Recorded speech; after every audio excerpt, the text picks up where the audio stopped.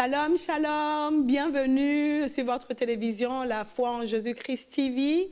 Vous regardez actuellement l'émission Ciel ouvert présentée par votre servante l'évangéliste Esther Abalé.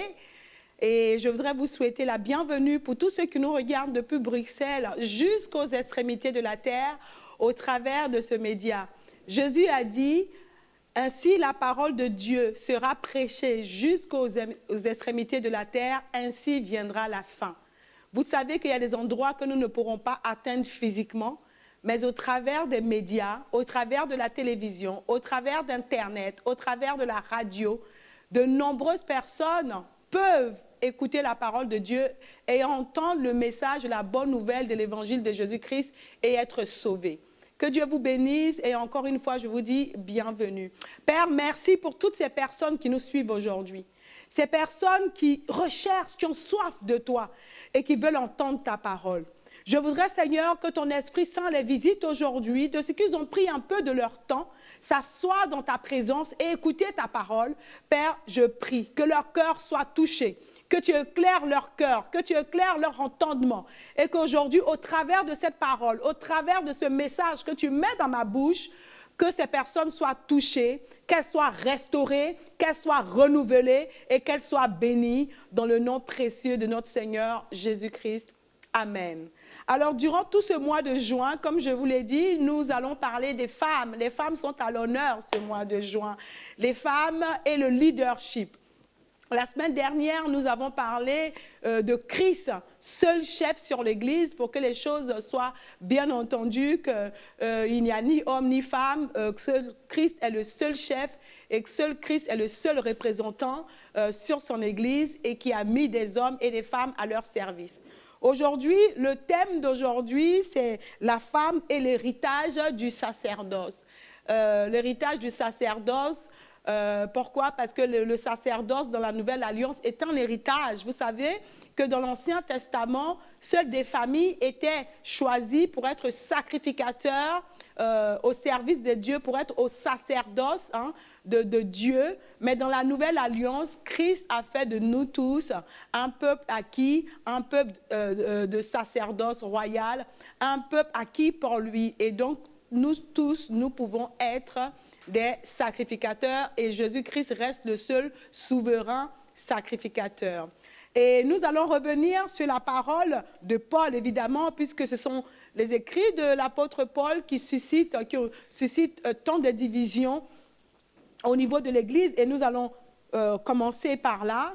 Et ensuite, aujourd'hui, je vais vous parler des femmes qui ont été dans le sacerdoce, qui étaient au service de Dieu en tant que leaders et qui ont servi le Seigneur dans le leadership et qui ont été des femmes utilisées puissamment pour Dieu pour encourager toi, femme qui est appelée au service de Dieu, à prendre ton autorité et à te lever pour faire ce à quoi Dieu t'appelle.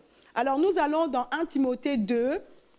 La semaine dernière, j'ai lu du verset 11 au verset 15, mais aujourd'hui, je voudrais revenir sur le verset un peu plus avant, qui est le verset 10, 1 Timothée chapitre 2, à partir du verset 9, jusqu'au verset 15. C'est vraiment intéressant. Paul dit ceci: « Je veux aussi que les femmes vêtues d'une manière décente, avec pudeur et modestie, ne s'épargnent ni de tresses, ni d'or, ni de perles, ni d'habits somptueux, mais qu'elles se parent de bonnes œuvres, comme il convient à des femmes qui font profession de servir Dieu. » Voilà ce qu'il dit. Que la femme écoute l'instruction en silence, avec une entière soumission. Je ne permets pas à la femme d'enseigner ni de prendre de l'autorité sur l'homme, mais elle doit demeurer dans le silence. Car Adam a été formé le premier, ensuite Ève ensuite, pardon. Adam n'a pas été séduit, mais la femme, séduite, s'est rendue coupable de transgression. Elle sera néanmoins sauvée en devenant mère si elle persévère avec modestie dans la foi, dans l'amour et dans la sainteté. Nous allons aller à la deuxième lecture qui se trouve dans 1 Corinthiens 14, le verset 34 à 35. Ce sont ces deux lectures-là qui font vraiment beaucoup de bruit. Alors, le verset 34, 1 Corinthiens chapitre 14. Que les femmes se taisent dans les assemblées, car il ne leur est pas permis d'y parler, mais qu'elles soient soumises, comme le dit aussi la loi. Si elles veulent s'instruire sur quelque chose, qu'elles interrogent leur mari à la maison, car il est malséant à une femme de parler dans l'Église. Voilà ce que l'apôtre Paul envoie à son Église de Corinthe et envoie à son fils spirituel Timothée. Mais j'aime bien le verset 10 de 1 Timothée 2. Il nous dit, et je relis, « Mais qu'elle se parle de bonnes œuvres, comme il convient à des femmes qui font profession de servir Dieu. » C'est très intéressant ça. Alors, l'apôtre Paul dit qu'il n'est pas permis à la femme de parler, mais au verset 10, il dit comme ils font profession, comme à des femmes qui font profession de servir Dieu. Comment sert-on le Seigneur si nous devons être dans un silence absolu? Et ensuite, le 1 Corinthiens 14, il nous dit selon la loi. Évidemment, Paul ici est dans un contexte de l'Ancien Testament. N'oublions pas une chose, c'est que l'apôtre Paul était un pharisien. Avant de connaître Christ, il était un pharisien. Il a été éduqué, du moins étudié dans l'une des plus grandes écoles des pharisiens de l'époque, l'école de Gamaliel, qui était un homme très, très réputé, un pharisien très réputé et qui avait une école où il enseignait les pharisiens, tous ceux qui étaient appelés à être pharisiens. Et toutes ces personnes qui sortaient de l'école de Gamaliel avaient une forte connaissance. Et c'est pour cela que nous voyons que l'apôtre Paul a une très, très grande connaissance et qu'il a pu apporter l'évangile de la bonne nouvelle assez loin aux païens, comme il avait été appelé. Mais voilà que l'apôtre Paul, dans ses lettres, parle de la loi, alors que Paul lui-même a été sauvé par la grâce, parce que nous connaissons l'histoire de l'apôtre Paul, qui a été lui-même l'investigateur de plusieurs tueries, de plusieurs assassinats de chrétiens, et sur la route de Damas, alors qu'il allait continuer de donner des ordres pour que les chrétiens soient tués, il rencontre le Seigneur en chemin et il est sauvé par la grâce. Et c'est pour cela qu'il le dit dans Éphésiens 2, que nous avons été sauvés par la grâce et ce n'est pas à cause de nos œuvres. Et donc voilà qu'aujourd'hui, cette lettre qui parle de la loi, le mot est clairement dit que selon la loi. En effet, selon la loi, la femme n'avait pas droit à l'héritage. Alors, elle n'avait pas droit à l'héritage des biens et elle n'avait pas aussi droit à l'héritage du sacerdoce. À cause du châtiment prononcé par Dieu sur la femme dans le jardin, la femme avait été complètement mise à part parce que Dieu lui avait dit que tes pensées se porteront dorénavant sur ton mari et il dominera sur toi. Et donc, la femme était maintenant dominée par l'homme. Et c'est pour cela qu'elle a été retirée du sacerdoce. Il faut comprendre pourquoi, il faut comprendre les choses. Il faut toujours aller à l'origine de la parole, retourner toujours dans le jardin pour comprendre le fait, la raison pour laquelle la femme a été mise à part. Et donc, à cause de la domination de l'homme sur la femme, même son héritage personnel n'y avait pas droit. C'est-à-dire que lorsque un père décède et que l'héritier est une femme, eh bien, elle ne peut pas hériter. Alors, ce sont les frères de ce monsieur qui héritent des biens. Vous voyez un peu comment c'était devenu injuste, le châtiment de la femme était trop fort.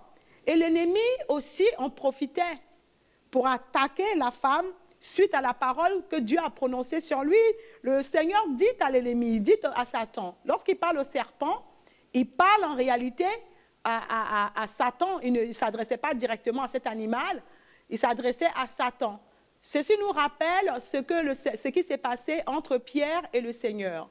L'apôtre Pierre dit à Jésus-Christ de Nazareth qu'il reconnaît que Christ est le Messie et le Seigneur lui répond que ce n'est pas de lui-même qu'il a parlé, c'est l'Esprit de Dieu qui a parlé au travers de lui. Et quelque temps après, Jésus-Christ parle à ses disciples, il leur dit qu'il doit partir. Et Pierre refuse. Pierre dit non, je refuse que tu partes. Jésus se retourne contre lui, il lui dit « ôte-toi de moi, Satan ». Ce n'était pas en réalité à Pierre qu'il parlait, mais il parlait à Satan qui avait parlé au travers de la bouche de Pierre. Et la Bible dit que c'est de l'abondance du cœur que la bouche pêche. Et c'est pour cela que nous devons faire attention aux pensées qui nous viennent au cœur. Nous devons les contrôler parce que de même que nous pouvons être utilisés par l'Esprit de Dieu, nous pouvons aussi être utilisés par le diable. Et c'est pour cela que nous devons vraiment contrôler nos pensées, contrôler nos paroles et laisser que le Saint-Esprit parler au travers de nous. Donc vous voyez que Satan a la possibilité d'utiliser des personnes, même des animaux. Il a utilisé le serpent et donc lorsque Dieu parle au serpent, c'était à Satan qui parlait. Il lui disait, Dieu lui dit au serpent, je mettrai inimitié entre toi, entre ta postérité et la postérité de la femme. Il lui dit, celle-ci t'écrasera la tête et toi, qu'est-ce que tu vas lui faire? Tu lui blesseras le talon. Et donc, Satan a commencé cette guerre à blesser le talon de la femme en l'attaquant parce que Dieu lui a dit, celle-ci t'écrasera la tête. La tête est le synonyme, est l'image de l'autorité, de la puissance. Et donc, quand Dieu promet au serpent, quand il promet à Satan que la femme écrasera sa puissance, il comprend bien que la femme est un danger pour lui. Alors, dans ce cas, il commence par l'attaquer. Il commence à attaquer la femme et il l'utilisait dans le mauvais sens. Premièrement, il utilise les femmes comme des séductrices, des tentatrices. Il prend les femmes étrangères, il les utilise pour faire tomber les oints de Dieu. Vous voyez comment le diable est vraiment mauvais. Et c'est pour cela que femme, fais-toi utiliser par l'Esprit de Dieu. Ne te laisse pas utiliser par le serpent pour séduire des hommes dans l'église, pour séduire des pasteurs qui sont mariés, qui sont en train de faire l'œuvre de Dieu. Et ne te laisse pas utiliser par le diable pour les faire chuter. Parce qu'il faut savoir que lorsque tu fais chuter un homme de Dieu, lorsque tu fais chuter un oint de Dieu, eh bien, il y a une sanction pour toi. Et à vous aussi, hommes, soyez prudents à ne pas utiliser aussi votre autorité pour aussi séduire des femmes. Parce que des pasteurs aussi séduisent énormément des jeunes filles qui, deux fois, dans des moments de faiblesse, et les font tomber. La femme doit être un élément utilisé par Dieu pour écraser la tête du serpent, pour écraser les œuvres du diable. Et voilà que Satan fait de la femme maintenant un ennemi très puissant et qui va vraiment combattre. Alors, il commence par mettre la stérilité dans le corps des femmes qui sont mariées au oint de Dieu. Alors, s'il n'utilise pas des étrangères ou bien il n'utilise pas une femme pour faire tomber ce oint que Dieu a choisi, il fait dans ce cas, il rend sa femme stérile. Vous savez, la stérilité de la femme dans l'Ancien Testament et jusqu'à aujourd'hui est une malédiction. Pourquoi? Parce que Dieu dit, soyez féconds, multipliez la terre, assujettissez-la. Et donc, si une personne n'est pas sous châtiment de Dieu, eh bien, elle est sous oppression de Satan qui ferme ses entrailles. Et donc, lorsque le diable, je dis, n'utilise pas la femme pour faire tomber l'homme, il ferme les entrailles de la femme du oint. Nous avons vu avec Abraham que Dieu avait choisi, parce que Dieu voulait se créer une nouvelle nation, une nation sainte. Il choisit Abraham. Et ce qui se passe, c'est que Satan, puisqu'il savait certainement qu'Abraham n'allait pas certainement se faire séduire par une femme étrangère, il choisit, comment on appelle ça, de rendre sa femme stérile. Donc Satan attaque les entrailles de Sarah, elle devient stérile. Le fils d'Abraham, Isaac, lui aussi, Satan attaque les entrailles de sa femme, Rebecca. Ensuite, ça part chez Jacob, qui arrive chez Laban, qui travaille, qui voit Rachel, qui est amoureux de Rachel et qui veut l'épouser. Satan usurpe et donne Léa en premier. Mais ensuite, qu'est-ce qui se passe? Celle que Jacob aime, Rachel, est stérile. Et donc, c'est après un long combat que Rachel finit par avoir des enfants. Et malheureusement, Rachel en meurt. Satan commence à combattre la progéniture de Christ. Vous savez que Satan est un légaliste. Satan, avant qu'il ait été projeté sur la terre, était dans le sanctuaire de Dieu. Il était dans la présence de Dieu. Vous savez que chacun de nous avons un livre. La Bible dit, Dieu parle à Jérémie, il dit, avant que tu sois dans le sein de ta mère, je te connaissais, je t'avais déjà formé prophète des nations. Ça veut dire que chacun de nous, avant de venir sur la terre, avons un livre. Et dans notre livre, qui est chez Dieu, ce livre est différent du livre de vie. Mais nous avons chacun un livre dans lequel est écrit notre destinée et à servir Dieu. Qu'est-ce que nous allons faire sur cette terre? Satan était parmi les anges les plus puissants devant le trône de Dieu, devant le sanctuaire de Dieu, devant le tribunal de Dieu. Et il savait ce que Dieu avait écrit pour chacun. C'est avec cette connaissance-là, lorsqu'il a été projeté, il n'a pas perdu sa connaissance.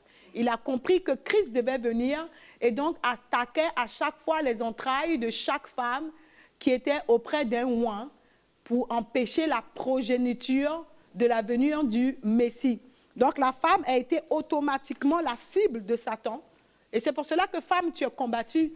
Et c'est pour cela d'ailleurs que femme, que Satan t'utilise pour séduire des hommes de Dieu parce qu'il veut ternir ton image. Il veut salir ta réputation. Il te fait vivre une vie de désordre parce qu'il veut souiller ton corps. Il veut souiller ta vie pour ne pas que tu sois là où Dieu veut que tu sois, pour ne pas que tu fasses ce que Dieu veut que tu fasses. Vous savez, lorsque Satan combat une personne, Satan ne combat pas cette personne en vain. Il combat parce qu'il sait ce qu'il y a en cette femme. Anne, la femme qui était veuve, avait été combattue. Pourquoi? Parce que l'enfant qui devait venir de ses entrailles était le prophète Samuel, prophète et juge sur Israël. Vous avez vu, c'est la raison pour laquelle Satan a combattu les entrailles de cette femme. Donc je veux dire à une femme aujourd'hui qui m'écoute que tu es combattue parce que Satan sait ce qu'il y a en toi. Il sait ce que Dieu a mis en toi. Et il sait ce que tu es capable de faire. Une femme qui se sanctifie pour le Seigneur devient une arme puissante entre les mains de Dieu pour détruire les œuvres de l'ennemi. C'est pour cela que je veux t'encourager aujourd'hui à te sanctifier, à te consacrer pleinement au Seigneur, afin d'être utilisé pour lui. Dis à Dieu, je veux me consacrer pour toi.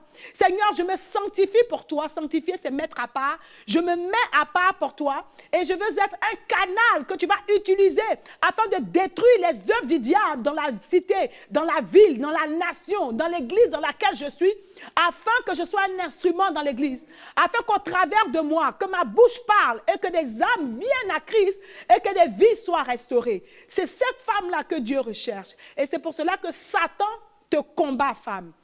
Alors, Satan a décidé que la femme doit être son ennemie. Et donc, la femme a été mise à part de l'héritage. De l'héritage, premièrement, de ses biens. Et comme je l'ai dit tout à l'heure, une femme dont le père décède, s'il n'a pas eu de garçon, eh bien la femme ne peut pas hériter. Mais ce qui est intéressant dans ce monde patriarcal dans lequel les hommes et les femmes étaient dans l'Ancien Testament, Dieu s'arrangeait quand même à choisir des femmes, à faire des choses pour que la femme se sente valorisée.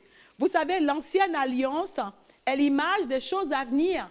C'est l'image de ce qui allait venir dans la Nouvelle Alliance. Parlons de l'héritage. La femme, comme je l'ai dit, n'avait pas droit à l'héritage des biens. Cependant, il y a une histoire qui a attiré mon attention dans le livre de Nombres, Nombres chapitre 27. C'est très, très intéressant. Et nous voyons dans ce livre que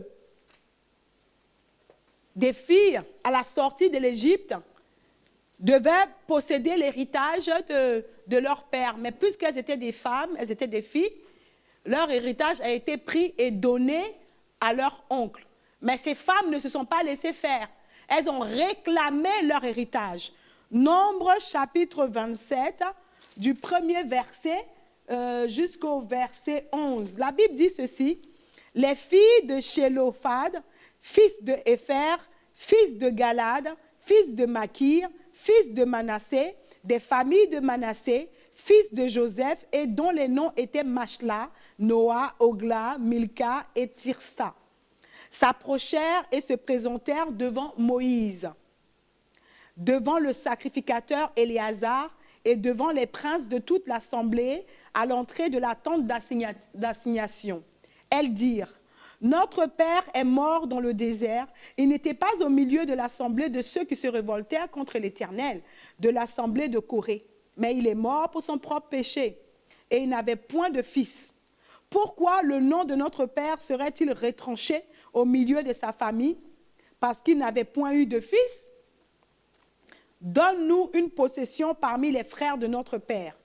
Moïse porta la cause devant l'Éternel, et l'Éternel dit à Moïse, les filles de Shelophad ont raison.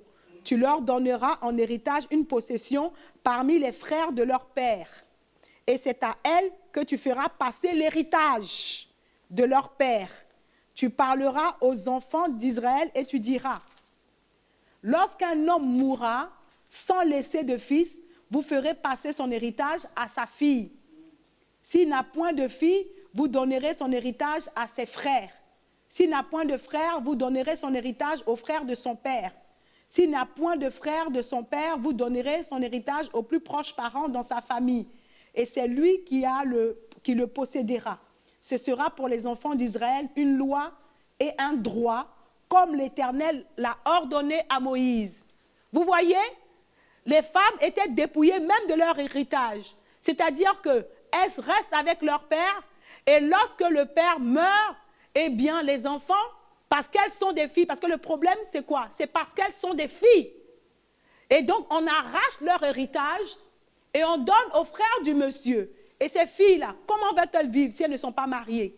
Si elles n'ont pas un homme qui peut prendre soin d'elles? Elles sont dépouillées et c'est injuste. Et ces femmes ne se sont pas tues. Elles ont réclamé leurs droits. C'était un droit. Ceci appartenait à leur père.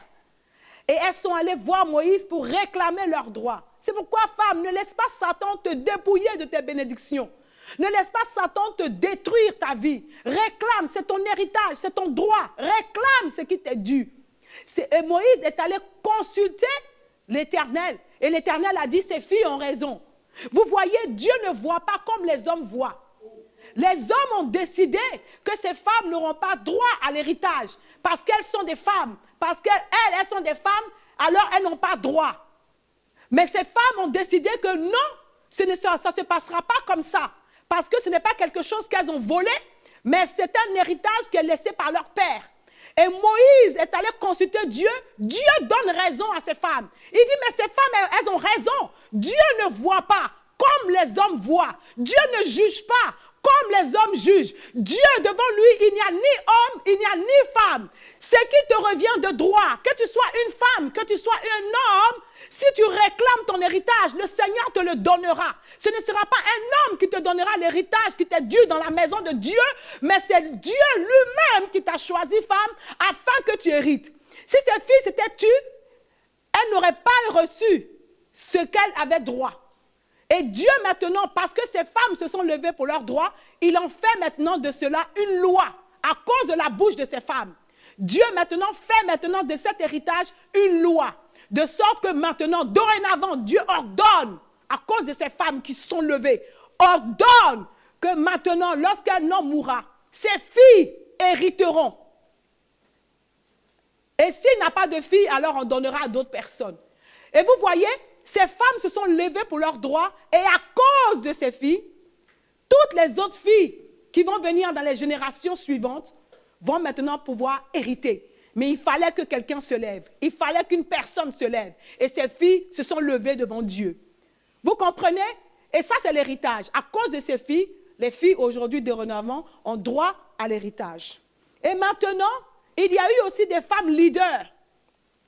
Dieu a choisi, dans ce temps patriarcat où des hommes dominaient, il avait décidé de choisir des femmes leaders.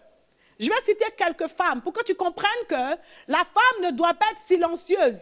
Le silence dont Paul parle, il parlait de désordre en réalité. Que les femmes ne fassent pas le désordre dans l'église. Parce que, soyons honnêtes, les femmes sont des médisantes. Paul même parle en envoyant sa lettre, il dit que les femmes ne soient pas médisantes. Les femmes, quand elles ont trop de liberté, parce que c'est comme ça que Dieu nous a créés, nous sommes des personnes par émotion. Et nos émotions, nous les montrons beaucoup plus que les hommes. Et nous voyons que dans l'église, même les femmes sont les plus médisantes. Ce sont celles qui critiquent le plus. Ce sont celles qui bavardent le plus. Jusqu'à aujourd'hui, cela se passe dans l'église. Et c'est pour cela que Dieu parle aux femmes. Toi qui m'écoutes, si c'est ton travail, si c'est ce que tu fais dans l'église, alors aujourd'hui, sanctifie ta bouche. Dieu veut t'utiliser pour des bonnes œuvres. Et donc, quand Paul parle de silence, que les femmes soient silencieuses, en fait, il parle de silence dans le sens qu'elles ne fassent pas de bruit. Lorsque ton enfant fait du bruit, qu'il y a trop de bruit, qu'est-ce qu'on dit? Silence. Je veux que vous vous taisiez. C'est en cela que Paul dit que les femmes soient silencieuses. Mais on ne peut pas empêcher, parce que lui-même le dit dans 1 Timothée 2, le verset 10, à des femmes qui font profession de servir Dieu. Comment peux-tu faire profession de servir Dieu si tu dois te taire, si tu ne dois pas parler? Et donc, il est important d'avoir de la compréhension à ce que nous lisons, de sorte que les lettres de Paul ne soient pas mal interprétées pour faire un silence à la femme. Et dans l'Ancien Testament, Dieu se choisit des femmes. Une femme nommée Déborah, une femme extraordinaire. Déborah signifie abeille ou bien Dieu dans sa parole. D'accord? La parole de Dieu. Et donc, cette femme dans Juges, chapitre 4, 4, la Bible nous dit que Déborah était prophétesse et juge sur Israël. Ce n'était pas une femme célibataire. Cette femme était mariée à un homme du nom de Lapidote. Lapidote veut dire torche. Mais Dieu a vu que cette femme était mariée. Il aurait pu choisir l'homme. Pourquoi n'a-t-il pas choisi l'homme? Et il a choisi la femme. Dieu fait ce qu'il veut, avec qui il veut. Dieu ne fait point de favoritisme. Mais quiconque invoque son nom sera sauvé. Il décide dans ce temps patriarcal, dans l'Ancien Testament, où le sacerdoce était retiré à la femme, Dieu décide de choisir une femme du nom de Déborah. Et cette femme, il va la choisir pour juger. Vous savez qu'être juge sur Israël demande que tu sois leader, que tu prennes l'autorité sur les hommes. Parce que toutes les personnes qui vont venir, il y aura parmi ces personnes des femmes, il y aura des hommes et tu devras les juger. La Bible dit qu'elle les jugeait sur le palmier. Elle avait plein d'autorité sur eux. Ensuite, elle était prophétesse. Donc, c'était elle que les gens venaient consulter et elle parlait de la part de l'Éternel. C'était aussi une guerrière, une meneuse de troupes.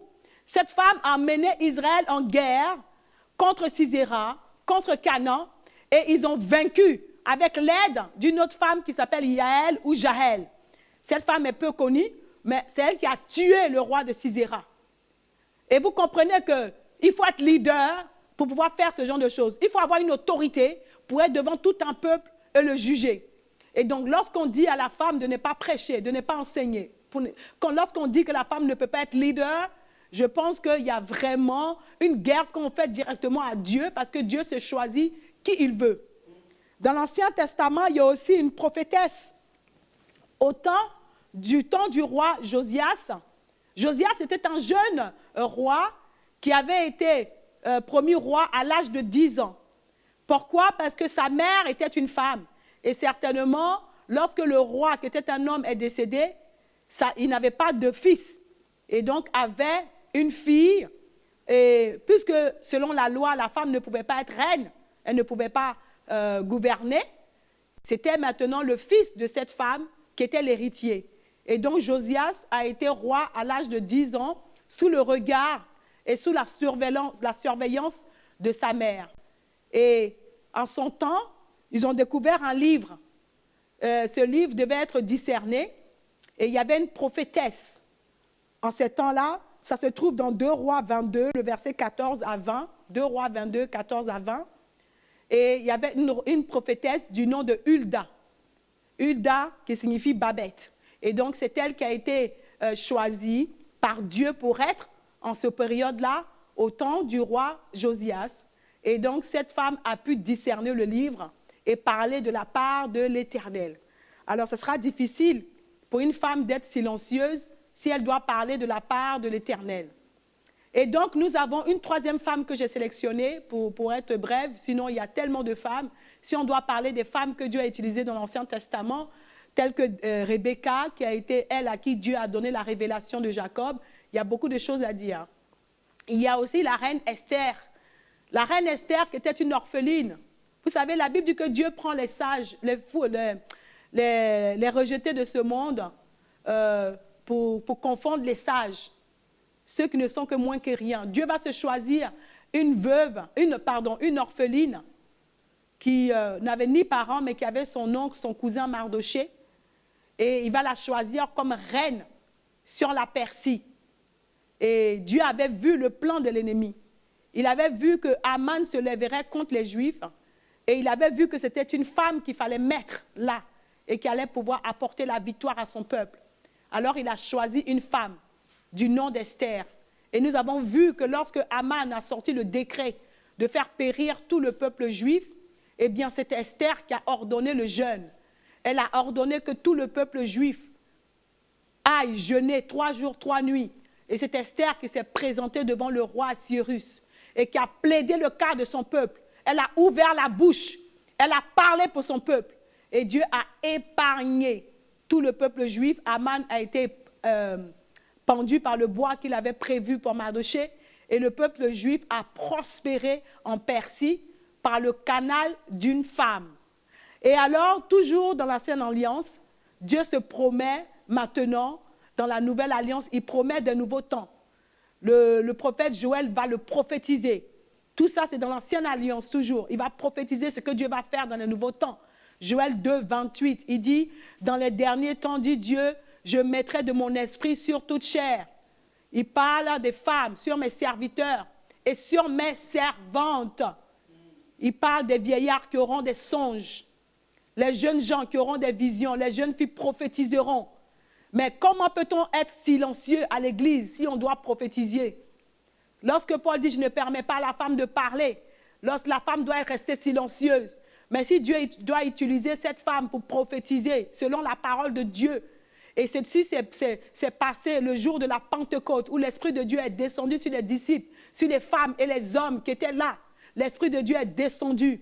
On ne peut pas dire alors dans ce cas à la femme d'être silencieuse, de se taire. Mais plutôt Paul donnait des ordres aux femmes de ne pas être des turbulences dans les églises.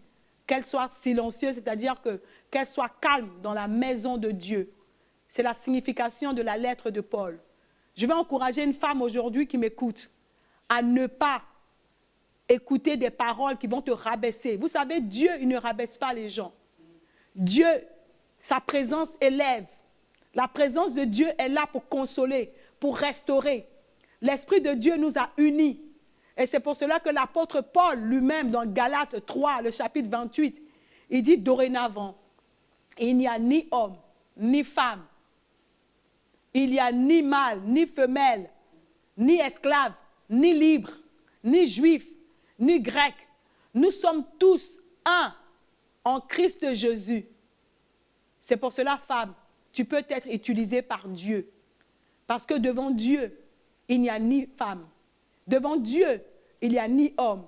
Je vous avais dit la semaine dernière, dans Genèse 5, la Bible dit qu'au commencement, quand Dieu a créé l'homme et la femme, il les appela tous les deux du nom d'homme. C'est-à-dire que l'homme esprit. Dieu te voit en tant qu'esprit. Il ne te voit pas en tant qu'Esther, il ne te voit pas en tant que Déborah, il ne te voit pas en tant qu'Éléonore, il ne te voit pas en tant que Caroline, il ne te voit pas en tant que Ruth, il ne te voit pas en tant que Solange, mais il te voit en tant qu'esprit. Son esprit qu'il a mis en toi t'a réconcilié avec Dieu. Et la Bible nous dit dans le livre de Michée, j'avais oublié ça, Michée chapitre 6, le verset 4, Dieu dit à son peuple, voici, je vous ai envoyé Moïse, Aaron et Marie. Pour délivrer le peuple d'Israël, Dieu s'est choisi 3 leaders. Moïse était le chef parmi ses leaders, mais le Seigneur cite Aaron et il cite aussi Marie, parce qu'elle était prophétesse. Et c'est important de savoir que Dieu se veut des femmes leaders, des femmes capables. Déborah était mariée, mais elle, telle qui avait l'appel. Ton appel ne t'empêche pas d'honorer ton mari, de respecter ton mari, de prendre ton mari comme un conseiller. Lapidote était, le mot lapidote, le mari de Déborah s'appelait lapidote. Lapidote signifie torche. Ton mari peut être ton conseiller. Il peut être là pour t'éclairer auprès de toi. C'est pour cela que tu ne dois pas rabaisser, tu ne dois pas humilier ton mari parce que tu as été appelé au service de Dieu. C'est pour cela que beaucoup de femmes ont des problèmes. Pourquoi? Parce que lorsqu'elles sont appelées et que leurs maris ne sont pas appelés au service, elles maltraitent cet homme, elles rabaissent cet homme, elles l'humilient. Dieu ne peut pas élever ton ministère si tu es une femme insoumise, si tu es une femme irrespectueuse. Dieu regarde d'abord ce qui se passe dans ta maison et il te bénit par la suite. Si ton mari n'a pas été appelé au service, ne le bafoue pas parce qu'il n'a pas été appelé. Il peut être d'une grande utilité parce que Dieu a son appel. Dieu a prédestiné quelque chose pour lui dans lequel il va exceller. Mais Dieu peut choisir une femme et non le mari pour son sacerdoce.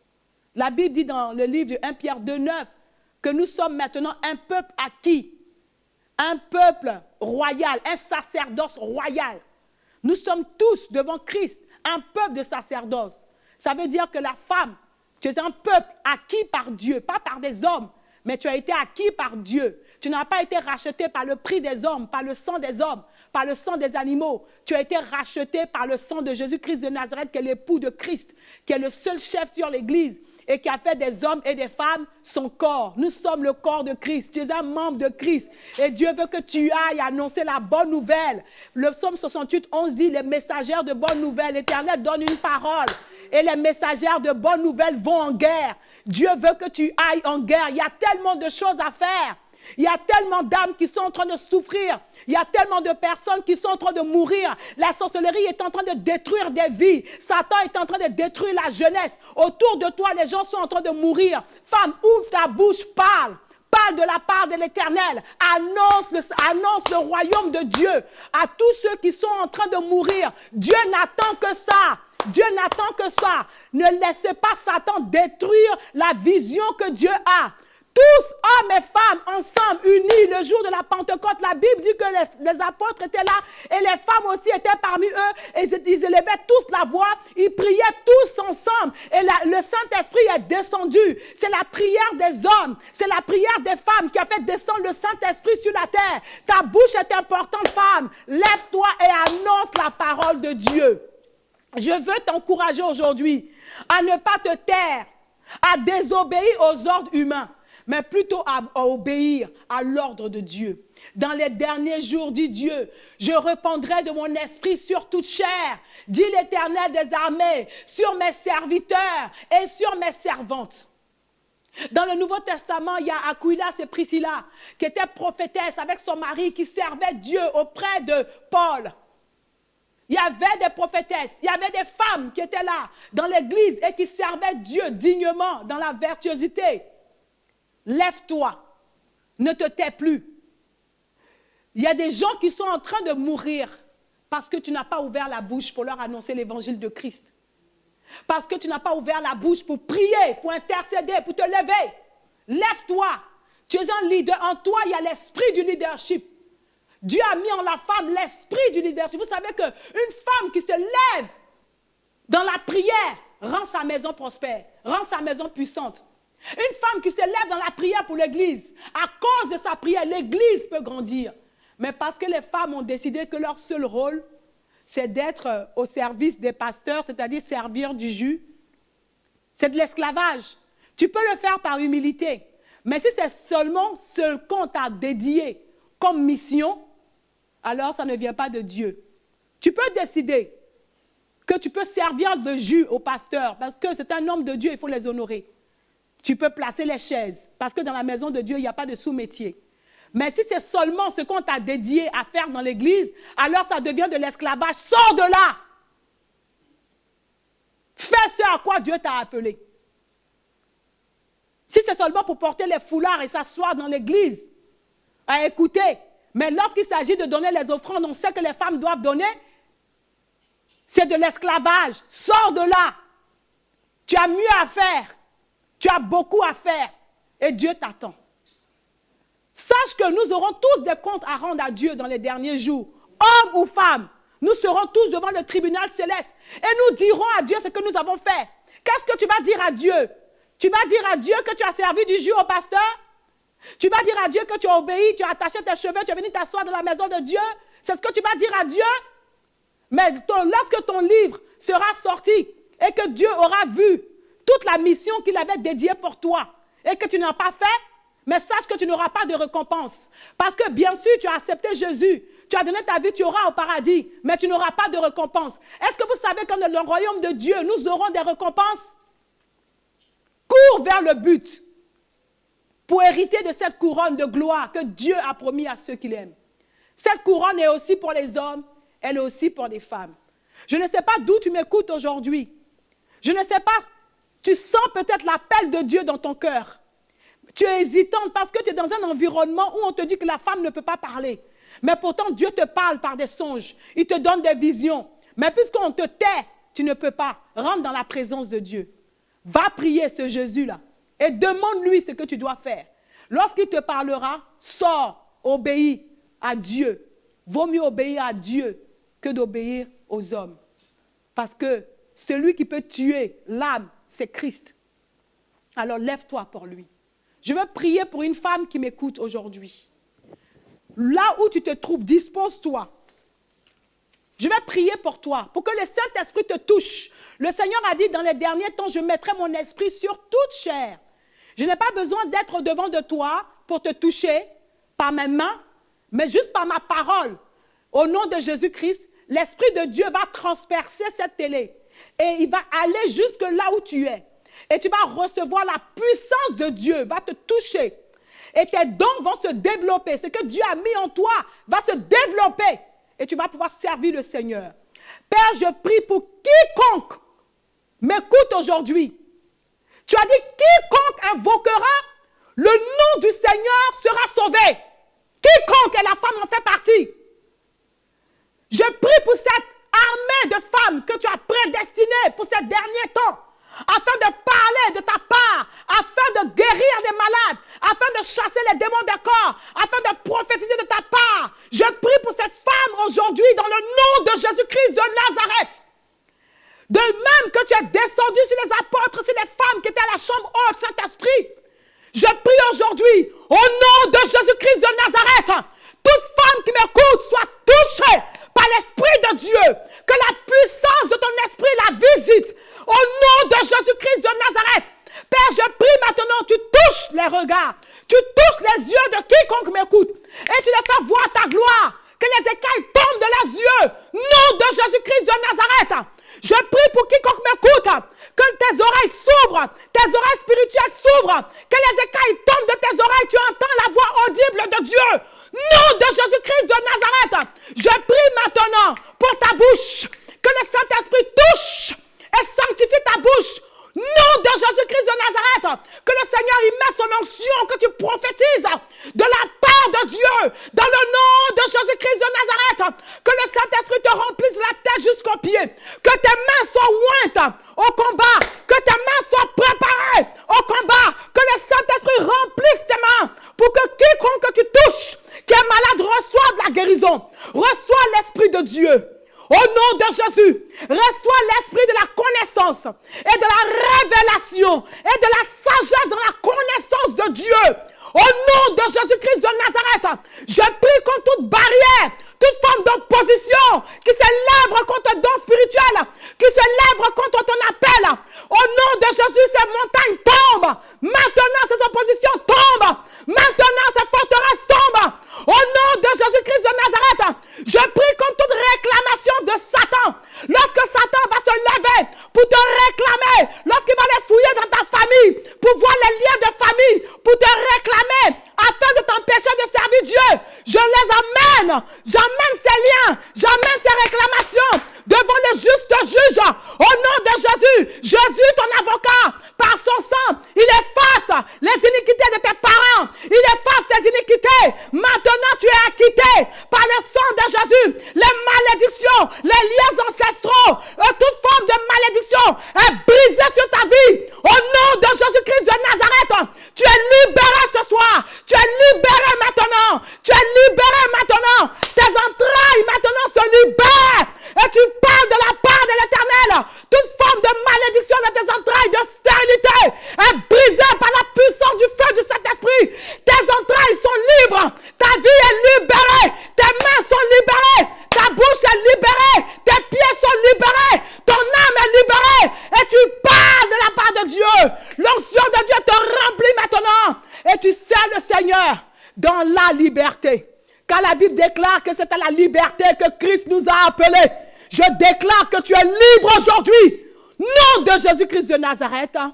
Amen. Tu vas en paix. Garde le dépôt que tu as reçu. Bénis le Seigneur là où tu te trouves et commence à le rechercher.